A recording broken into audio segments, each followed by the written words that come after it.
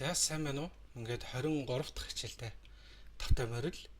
Энэ хичээлээр бид фракталын хэмжээ лаатай хэрхэн уялддаг тухай ярив. Яг энэ хичээл бол ер нь оролт гаралт шийдвэр гаргахад хамгийн чухал хэсэг гэж ойлгож болно. За тэгэхээр энэ зүйлийг ярихын тулд нэгдүгürt бидний төсөөлөх ёстой зүйл юунд итгэх вэ те? Буюу дууссан хөдөлгөөнд итгэх тийм үү? Дууссан хөдөлгөөнд итгэх. Энэ бол хамгийн чухал. Сайт болон янз бүрийн хүмүүсийн зөвлөгөө юмнуудыг харж байхад дууссан хөдөлгөөнд итгэнэ гэж яриад байдаг. Бидний хувьд болохоор дууссан хөдөлгөөн гэдэг маань юу вэ гэхээр тухайн таймфрейм буюу за H4 гэж төсөөлье.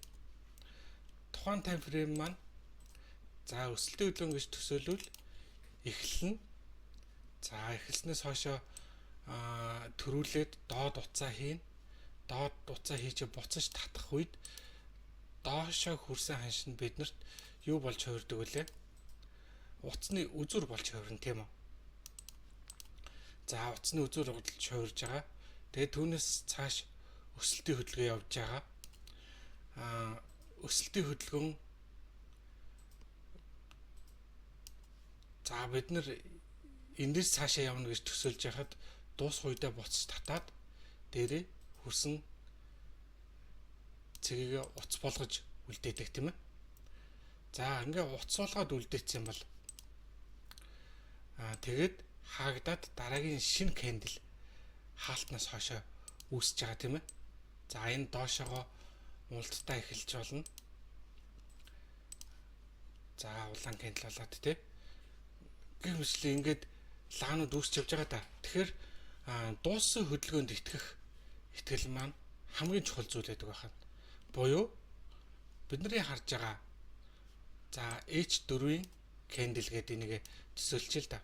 Тухайн өмнөх явсан урт бихтэй суналттай явсан H4 маань өөрөө шилжүүлэгч хөдөлгөөн үү? Энэ маань шилжүүлэгч үү? За иш үсэг тавьчих те. Шилжүүлэгч үү? Эсвэл хэмжээсийн гүйцэлт үхээ гэж тавьчих те. Хэмжээсийн гүйцэлт хөдөлгөөн үү гэдгийг маш сайн анзаарах хэрэгтэй болж таарж яхана те. Тийм ээ? За тэгвэл энэ уртлаа маань үнэхээр шилжүүлэгч хөдөлгөөн байсан бол бидэнд дараагийн лагаараа pullback хийж үзүүлнэ.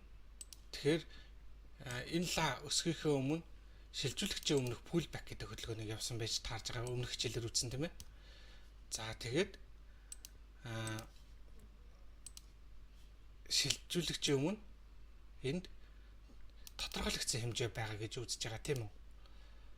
За ингээд энэний араас хэмжээсэн гүйцэлт явж байгаа. Ерөнхийдөө ийм зураглалын тухай үзээд байгаа шүү дээ тийм ээ. Тэгэхээр хөдөлгөөн хөдлөхдөө маркет маань хөдлөхдөө эндээс доошоо шилжүүлээд pullback хөдөлгөөн явж дуусчаад тэгээд дээшээ шинээр хөдөлгөөнөө шилжүүлээд ингээд дуусж байгаа үзэгдэл байх юм бол энд ингээд шилжүүлэгч маань явцсан гэж төсөөлье тийм ээ. Бүсийг шилжүүлсэн том лаа буюу дууссан лаа байх юм бол дараагийн pullback-ийн хөдөлгөөнийг маш сайн хүлээцтэйгээр ажиглах хэрэгтэй. Бидний мэдэх фрактал хөдөлгөөн явна тийм ээ. За түүний дараа хэмжээсийн гүйцэлт хөдөлгөөн явна тийм ээ. Мөн фракталаар явна. Тэгээд татаа дууссан байж болно. Тэгэхээр өмнөх лааны хичээл дээр лааны цагийн уялдаа гэдэг дээр ярьжсэн зүйл юу байсан бэ гэхээр лааны 50%-аас хоошоо хөдөлж байгаа хөдөлгөөн тухайн лаага 50%-аас хоошоо дуустал хөдөлж байгаа хөдөлгөөн гэсэн үг шүү дээ тийм ээ. Тухайн лаага хэр бодит хөдөлж гэнэ гэдгийг шийддэг хамгийн чухал хэсэг Тэгэхээр дууссан хөдөлгөөн буюу яг дуусналаа. Тэрний зураглалаа маш сайн хүлээж авах хэрэгтэй гэсэн үг. За тэгвэл энэ дуусан хөдөлгөөн олон төрлийн зүйл бодох шаардлагагүй, зөвхөн яг энэ нөхцөлийг хүлээхэд та хангалттай ашиг хийдэг арилжаач болж чадна. Маш энгийнээр базаад харъя тийм ээ. За тэгвэл чартн дээр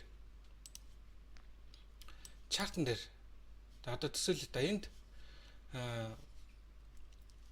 лаануудыг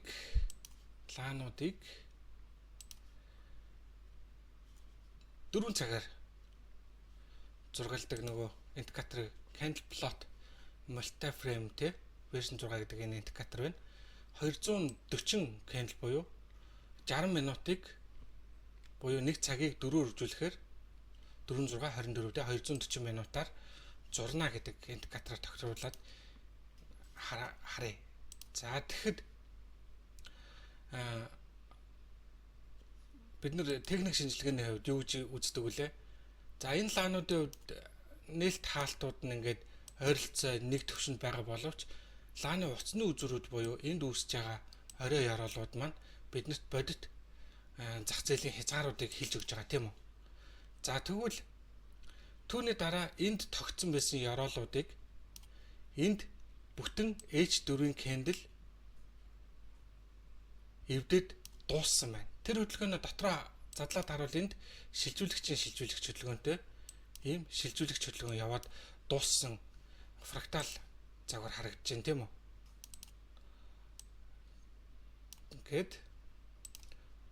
Тэгэхээр ингээд за энд үнэхээр фрактал бүтэн загвар маань яваад дууссан байна. Гэхдээ энэ маань өөрөө шилжүүлэгч хөдөлгөөн. Юу шилжүүлсэн бэ гэхээр бидний энд мэдэгдэж байгаа яроолыг энд нэгэн цаг маань энд харагдаж штэ тийм ээ. За энд нэгэн цагийг нь харуулах хэрэгтэй юу? Extend line level. За энэ нэмэлтээр явах шаардлагагүй. Level value харуулчих тийм ээ. Тэг 1 2 нэгэн цаг нь үндсэн өмнө тогтсон байсан лоудынхаа доор ороод ирсэн буюу энд бүтэн фрактал яваад дуусчих. За тэгсэн чинь энд байсан төвшнийг за фрактал арилгач тийм үү?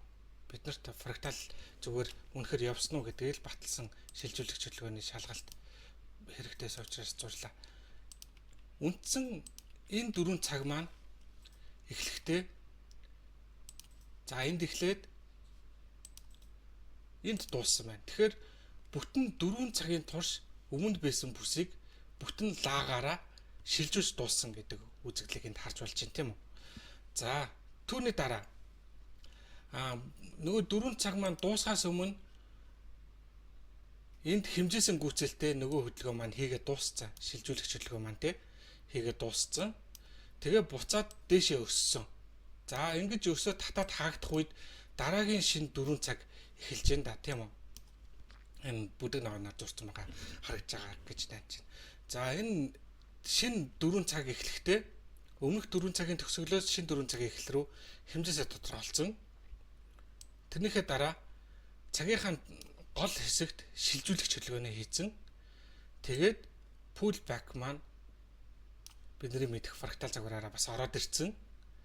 Тэгээд тодорхойлогдсон өмнөх 4 цагийн төгсгөлөөс шинэ 4 цагийн эхлэл рүү тодорхойлогдсон хөдөлгөөн маань энд хэмжээсээ гүйцэд ханцсан. Яг ингээд хэмжээс гүйцэд хансан чинь нөгөө 4 цаг маань энд хаагдж таарж байна тийм үү?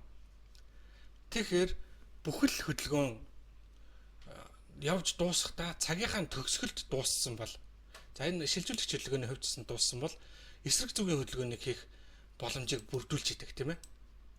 Энийг доошоо явах боломжийг энд бүтэн 4 цагаараа доошоо шилжүүлэгч хөдөлгөөн хийгээд дууссан учраас дээшээ явах боломжийг бүрдүүлж байгаа. Гэхдээ тэр нь өөрийнхөө бүс үүссэн бүсийг ямар нэгэн хөдөлгөөнөөр шилжүүлснээр батлагдж байгаа гэдгийг маш сайн төвчөртэй ажиглаж хүлээж явах хэрэгтэй. Энэ бол хамгийн чухал хэсэг. Тэгээд лаага дуустал хүлээ энэ хэмжээсэн гүйцэлтийг авч болно. Гэхдээ үндсэн хөдөлгөөн чинь дээрээс доошоо бүтэн 4 цагаараа шилжүүлсэн үзэгдэл байсаар хагаад яагаад энэ дээр сөрсөн оролтыг хийх ёстой гэж тийм ээ. Хэмжээсэн гүйцэл дууслаа. Цаг шилжихийн өмнө энд хэмжээс хандчих юм бол цагаа дуусгаад доошоо татаад энэ жижиг минор эвдрэх үед нөгөө хөдөлгөөний уялдаа доовоо маш сайн ажиглана гэсэн үг шүү дээ. Тэгээд шин 4 цаг дээшээ баг зэрэг утас хийх үед орж болно гэдэг санаахгүй. Энд болохоор энэ тохиолдолд дээшээ утас хийхгүйгээр шууд өмнөх 4 цагийн төгсгөлдөө энэ лааныхаа утсыг хийцэн гэж ер нь төсөөллөөр байж болох байхгүй.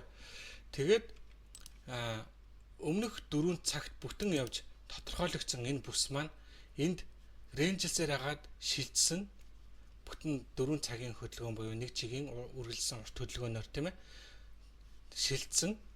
За тэгээд тодорхойлогдсон хэмжээ маань энд хэмжээсэн гүйцэлд болж явж байгаа.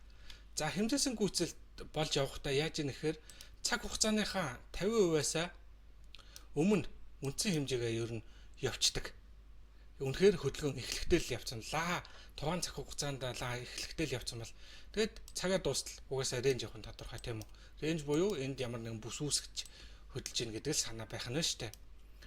За тэгээд дараагийн хөдөлгөөнүүд рейнжилж ягаад мөн л адил нөгөө рейнж маань хадгалагдаж явсаар агаад бүс дотор л хөдөлж байгаа минор хөдөлгөөнүүд гэж ойлгоно шүү дээ таав. Эндээс эхэлсэн лагын тэмдэглэжээ тийм ээ муу харагдаад байж магадгүй. Эндээс эхэлсэн энэ хөрсөн хөдөлгөөн лаан дотор эндээс энэ хүртэл өссөн шилжүүлэгч хөдөлгөөнд явсан тийм лав байна тийм үү. 1-4 цаг бүтнээрээ ямар нэгэн өмнө байсан бүсийг шилжүүлчих. Тэгвэл тэрний өмнө явсан 4 цаг нь тэр бүсийг тодорхойлцсон байна шүү дээ. Тэгээд түүнийхээ дараа pullback-ийн хөдөлгөөнөө хийж дуусаад хэмжээсэн гүйцэлтэй энэ 4 цагийн 50% гэхэд хийж дуусч байна тийм үү. За үнэхээр 50% гэхэд хийж дуусчаад дууссан бол бид нэр дээшээ хөдөлгөөн байхгүй нэ гэдгийг ерөөхдөө ажиглаж болж чадчихжээ тийм үү. Яг тэгэхээр энд явсан хөдөлгөөн маань бидний дүрм ёсоор томороо хэмжээсэн гүйцэлд явахдаа өмнө байсан шилжүүлэгч хөдөлгөөнөө энд байгаа шилжүүлэгч хөдөлгөөнөө шилжүүлсэн тийм үү. Энд байсан шилжүүлэгч хөдөлгөөнөө шилжүүлсэн том фрактал явцсан гэсэн үг. Тэгээд хэмжээсэн гүйцэлд явахдаа шилжүүлэгч шилжүүлсэн бол шилжүүлэгч хэмжээ дахиж нэг давтагдах дүрм хадгалагдсаар байгаа учраас за энэ фибон давхар зөөгдлөө хадгалагдсаар байгаа учраас бидний сүүлд үүссэн энэ pullback-ийн хөдөлгөөн бидний мэдих 2 дугаар загвараар яваад дууссан тийм үү. Шилжүүлэгч дотор хэмжээсэн гүйцэлд явж дуусаад доошоо хөдөлгөөн шилжиж явцсан бол дээшээ одоо газар байхгүй гэдгийг шууд илэрхийлж байгаа тийм ээ. За тэгэнгүүтээ энд байсан бүсээ нөгөө 4 цаг маань хэмжээсэн гүйцэлд явсан 4 цаг маань дуусахдаа доошоогоо шилжүүлсэн байна. Энэ 4 цаг дуусахдаа доошоо шилжүүлэг өгсөн тийм ээ. Үнэхээр гоё шилжүүлсэн байна. За тэгвэл ингээд шилжүүлсэн бол эргэж орж ирж байгаа pullback дээр энэ ханалтан дээрээс бид нар доошоо хэмжээсээ гүйцэлтэй одоо ингээл авчил та тийм ээ. Энэ маань явахтайчсан бас энэ 4 цаг дотроо өмнөх 4 цагийнхаа ловыг энэ 4 цаг дээрээ батлаад тэгээд шилжүүлэгч шилжсэн. За тэгээд тодорхойлогдсон хэмжээ маань энд хэмжээсэн гүйцэлд болж явж байгаа. За хэмжээсэн гүйцэлд болж явахдаа яаж ийм нэхэр цаг хугацааныхаа 50%-аас өмнө үндсэн хэмжээгээ ер нь явцдаг. Үнэхээр хөдөлгөөн эхлэхдээ л явцсан. Тухайн цаг хугацаанд эхлэхдээ л явцсан бол тэгээд цагаа дуустал угаасаа рейнж явах нь тодорхой тийм үү. Рейнж буюу энд ямар нэгэн бүс үүсгэж хөдөлж ийн гэдэг л санаа байх нь шүү дээ. За тэгээд дараагийн хөдөлгөөнүүд рейнжилж ягаад мөн л адил нөгөө рейнж маань хадгалагдаж явсаар агаад бүс дотор л хөдөлж байгаа минор хөдөлгөөнүүд гэж ойлгоно шүү дээ. Энд эндээс эхэлсэн за лагын тэмдэглэжээ тийм ээ муу харагдаад байж магадгүй. Эндээс эхэлсэн энэ хүрсэн хөдөлгөөн лаан дотор эндээс энэ хүртэл өссөн шилжүүлэгч хөдөлгөөнд явсан тийм лав байна тийм үү. 1-4 цаг бүтнээрээ ямар нэгэн өмнө байсан бүсийг шилжүүлчих. Тэгвэл тэрний өмнө явсан 4 цаг нь тэр бүсийг тодорхойлцсон байна шүү дээ. Тэгээд түүнийхээ дараа pullback-ийн хөдөлгөөнөө хийж дуусаад хэмжээсэн гүйцэлтэй энэ 4 цагийн 50% гэхэд хийж дуусч байна тийм үү. За үнэхээр 50% гэхэд хийж дуусчаад дууссан бол бид нэр дээшээ хөдөлгөөн байхгүй нэ гэдгийг ерөөхдөө ажиглаж болж чадчихжээ тийм үү. Яг тэгэхээр энд явсан хөдөлгөөн маань бидний дүрм ёсоор томоороо хэмжээсэн гүйцэлд явахдаа өмнө байсан шилжүүлэгч хөдөлгөөнөө энд байгаа шилжүүлэгч хөдөлгөөнөө шилжүүлсэн тийм үү. Энд байсан шилжүүлэгч хөдөлгөөнөө шилжүүлсэн том фрактал явцсан гэсэн үг. Тэгээд хэмжээсэн гүйцэлд явахдаа шилжүүлэгчээ шилжүүлсэн бол шилжүүлэгчийн хэмжээ дахиж нэг давтагдах дүрм хадгалагдсаар байгаа учраас за энэ фибон давхар зөөгдлөө хадгалагдсаар байгаа учраас бидний сүүлд үүссэн энэ pullback-ийн хөдөлгөөн бидний мэдих 2 дугаар загвараар яваад дууссан тийм үү. Шилжүүлэгч дотроо хэмжээсэн гүйцэлд явж дуусаад доошоо хөдөлгөөн шилжиж явцсан бол дээшээ одоо газар байхгүй гэдгийг шууд илэрхийлж байгаа тийм ээ. За тэгэнгүүтээ энд байсан бүсээ нөгөө 4 цаг маань хэмжээсэн гүйцэлд явсан 4 цаг маань дуусахдаа доошоогоо шилжүүлсэн байна. Энэ 4 цаг дуусахдаа доошоо шилжүүлэг өгсөн тийм ээ. Үнэхээр гоё шилжүүлсэн байна. За тэгвэл ингээд шилжүүлсэн бол эргэж орж ирж байгаа pullback дээр энэ ханалтан дээрээс бид нар доошоо хэмжээсэн гүйцэлтэй одоо ингээл авчил та тийм ээ. Энэ маань явахтайчсан бас энэ 4 цаг дотроо өмнөх 4 цагийнхаа ловыг энэ 4 цаг дээрээ батлаад тэгээд шилжүүлэгчийн шилжүүлэгч хөдлөөд тэгээд хэмжээс хансан байна тийм үү. Тэгэхээр энэ 4 цаг маань өөрөө өмнө байсан бүсийг бас энд өгсөн бүсээ шилжүүлсэн болж таарж байна тийм үү. Бүтэн 4 цагийн турш ингэж уртаар унаад дуусч байгаа үзэгдэл. За тэгээд буцаж ирэх хөдөлгөөн маань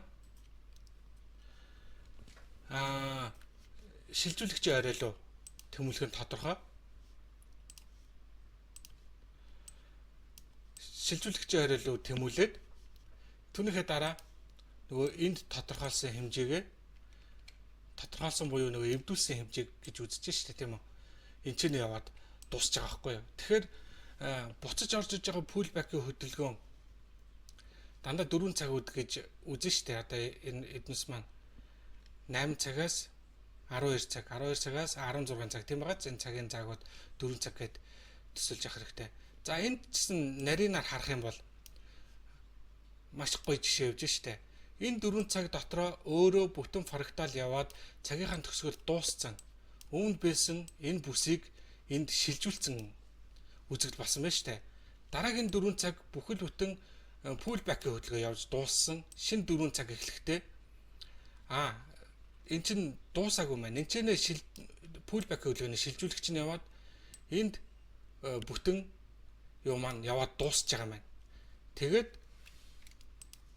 ингэж дуусахдаа яасан бэ гэхээр нөгөө 4 цагуудаа л ажиглаад авах хэрэгтэй. 1-4 цаг pullback, 2-4 цаг жижиг биетэй pullback. Юу pullback хийгээд байгаа юм? Бидний өмнө энд байсан бүсийг. За тэгэхээр энийг устгахчаад авахцаад муухай харагдаад байна. За тэгэнгүүт бүхэл бүтэн 1-4 цаг ингээд гоё шилжүүлсэн. Тэрний дараагаас 1-4 цаг pullback, 2 дахь 4 цаг pullback. Ингээд хийцэн доошо pullback-ыг бүр хийгээд дууссан нөгөө фракталаа наривчлагаагаа хийх хэрэгтэй тий. Тэгээд энд тодорхойлогдсон шилжсэн фракталын 2 дугаар загварын хөдөлгөөнөө энд хэмжээсээ гүйцээд яваад дуусч जैन тийм үү. Энд ч нэ энэчнээ шилжүүлээд энэчнээ ханаад дуусч байгаа. Ханаад дуусч байгаа үзэгдэл. Тэгэхээр энэ 4 цаг бас ханж дуусахдаа энд байсан оройг буюу шилжүүлэгчийн оройгоо эвдэж чадаагүй. Тэгээд дээрэс нь энд байгаа мажор оройг эвдэж чадахгүй юм тийм үү? Тэгэхээр юу хэлж яах гэсэн үг вэ? Биднэрт энэ зай байхгүй, дэшээ явахгүй, одоо доошоо явах боломжтойг энэ хөдөлгөөний төгсгөл маань бидний үдсэн фракталын 2 дугаар загвараар ханаад дуусч байгаа. Тэгээд дээрэс нь 1 2 3 4 цагийн лав буюу 16 цаг бүтэн рейнжилсэн ийм урт хугацаанд үргэлжилсэн ханшийн тогтворжилт хийж хэмжээс маань ханахта мажор оройг эвдээгүй учраас доошоо ямар нэгэн шилжүүлэгч явж эвдэрхэд доошоо гүйж эхлэхэд бид нар эсвэл энэ хэмжээсэн гүйцэлтэн дээрээс бас сэлдэж болно. Жижиг минорын эвдрэл дээрээс бас сэлдэж болно гэдэг санаануудыг давхар харуулж авч явах боломжтой болж байгаа гэсэн санаахгүй. Тэгэхээр 4 цагийн төгсгөлүүдээ маш сайн ажиглал. Одоо энэ жишээлбэл за нэг устгая.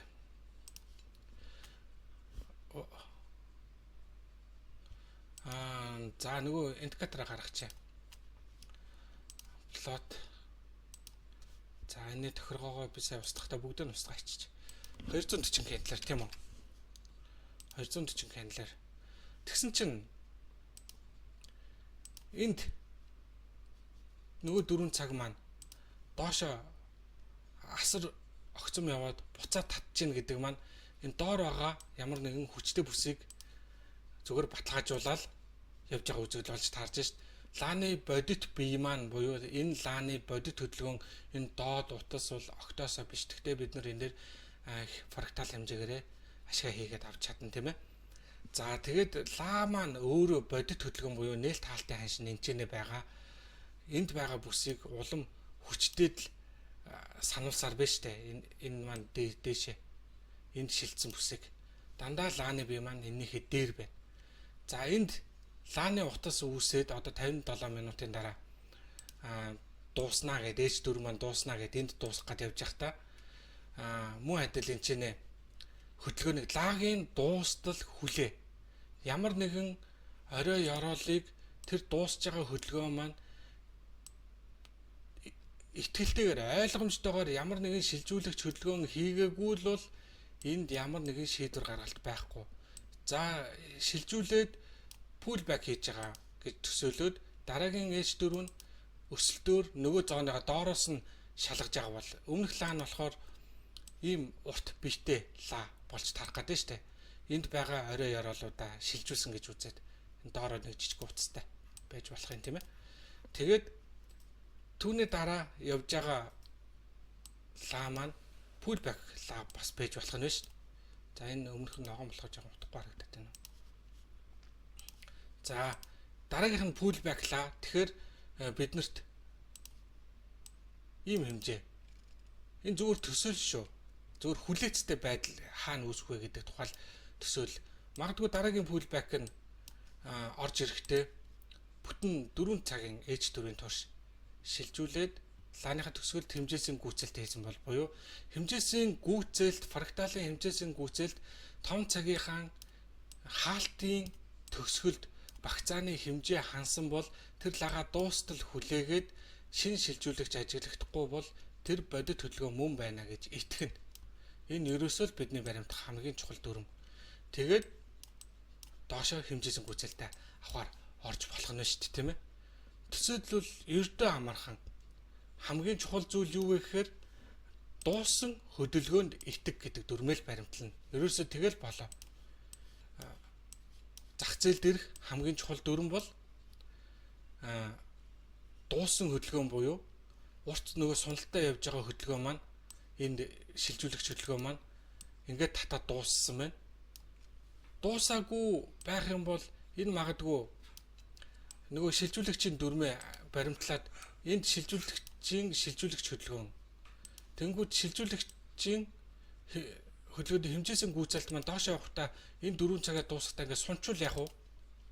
Тэгвэл дараагийн 4 цаг биднэрт аимшигтай юм үзүүлэх нь шүү дээ. Одоо пулбаг амар орж ирнэ гэдэг төсөөлөө bijсэн чинь жижигхэн пулбаг явангуудаа нөгөө дөрөв ёсоор хэмжээсэн гүйцэлтэй энд гүйцэлдүүлнэ.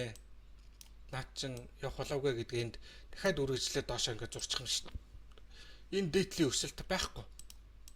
Энэ өсөлт төсөөлөж хэрэггүй гэдэг зүйлийг хэлж гэнэ шүү дээ. Харин 4 цаг маань дуусахдаа энэ чинь үнэхээр бодит хөдөлгөөн дууссан шүү гэдэг ингээд зурж дуусаад илэрхийлээд хаагдцсан. Тийм учраас доошоо ингээд шилжүүлэгч хөдөлгөөнөөс сунж шилжүүлж чадсангүй.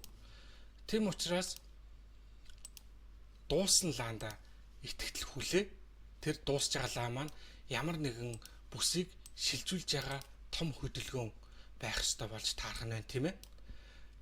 За тэгээд түүний дараагийн явж байгаа 4 цагийг ажиглал тэр маань энд зүгээр пулбакийн хөдөлгөөн хийж байгаа 4 цаг байх нь тийм ээ. Ногоонгтой. За тэгээд нэгэнт пулбака сайн ажиглахад бидний мэддэг фрактал ойлгомжгүй цагаар жижиг биетэй лаанууд ихэнхдээ ойлгомжгүй гэж нэрлээ ам алтраад нэрлээд фракталын 2 дугаар загвар тийм ээ. Фракталын 2 дугаар загвараараа пулбак хөдөлгөөнүүд их нь явж байгаа. Бас хөдөлгөөний ханалтууд явж байгаа. Тэгэхээр тэрийгээ жижиг биетэй лаанууд дээр ажиглаад үнэхээр цаг дуусахад нөгөө харж исэн 4 цаг маань дуусахад хэмжээсэн гүйцэлтэй хийгээд дууссан бол тий. Тэгээд лаа маань хаагдцсан бол оройгоо эвдэж чадаагүй бол тэгээд тэрний өмнөх лаа маань үнэхээр өмнөх бүсээ шилжүүлсэн бол одоо хайчгаа дараагийн 4 цаг доошо зурагдсан шүү дээ тийм ээ.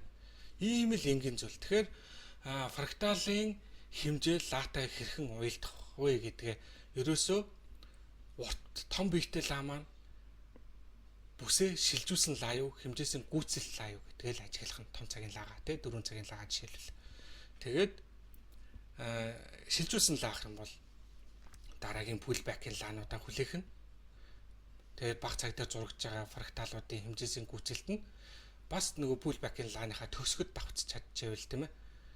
Тэгээд оролтуудаа дараагийн цагуудасаа хийгээд эхэл. Ерөөсөө ийм л амархан.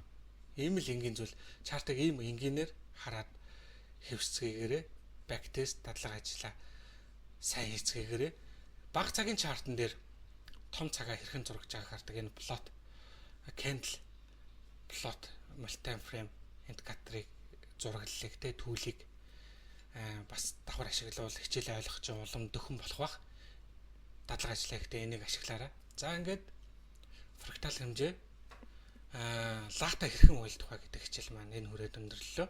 Дараагийн хичээлээр бид лааны аль хэсэгт бүр баталгаатай хөдөлгөөн явж болох вэ гэдэг тухай дахиад нэг наривчилж ярилцах болно. За дараагийн хичээлээр